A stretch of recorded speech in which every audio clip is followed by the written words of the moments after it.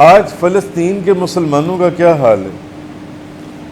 مسجد اقصیٰ کا کیا دنیا نہیں دیکھ رہی؟ مسجد اقصیٰ میں یہ ہمارا پہلا قبلہ ہے، جہاں پہلے آپ سجدہ کرتے تھے اور نماز پڑھتے تھے۔ خود نبی کریم صلی اللہ علیہ وسلم نے کیا مسجد اقصیٰ کی طرف اپنا چہرہ مبارک کر کے نماز نہیں پڑھی؟ اور کتنا اسرائیل کتنا ملک ہے مجھے بتائیں، آٹے میں نمک کتنا، میرا خیال ہے 100-150 میل اس کا وہ سارا رقبہ ہے، جتنا آپ یہاں سے چلے جاؤ کتنا اکاڑا سائی والا آگے کہہ لو آپ، یہ رقبہ ہے سارا، اور چاروں طرف اتنے بڑے اسلامی ملک ہیں، اسلامی مسلمانوں کے ملک ہیں۔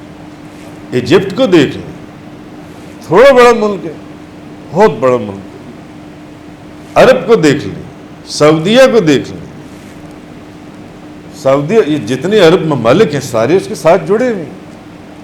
کتنے بڑے ملک ہیں، کتنے طاقتور ملک ہیں مسلمانوں کے۔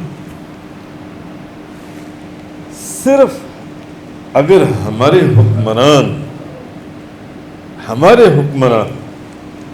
اب وہ حکمران رہے ہی نہیں، ساری گندگی اور غلاظت آج کے مسلمانوں کے حکمرانوں کی، ساری گندگی اور غلاظت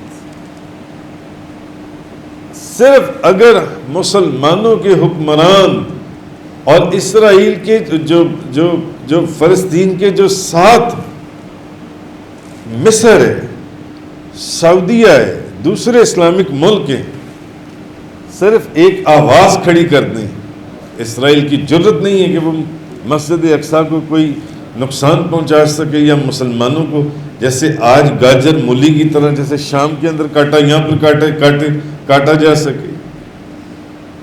پتہ نہیں کہاں ہمارے حکمران، اب وہ حکمران ہیں ہی نہیں، سب کھاؤ پارٹی ہیں اور سب بکاؤ پارٹی ہیں، سب بکنے والی، کم و بیش دنیا کے اندر اتنے 50 مسلمانوں کے ملک ہوں اور ایک اسرائیل جس کی آٹے میں نمک کی حیثیت نہیں ہے، وہ مسجد اقصیٰ کی طرف آنکھ اٹھا کر دیکھ لے، یا وہاں کے مسلمانوں کے اوپر مسجد کے اندر فائرنگ شروع کر دے اور شیلنگ شروع کر دے۔ اللہ کی بارگاہ میں دعا ہے اللہ تعالیٰ ان مسلمانوں کو نیک ہدایت عطا فرمائے اور صحیح راستہ ان کو دیکھنے کی توفیق عطا فرمائے۔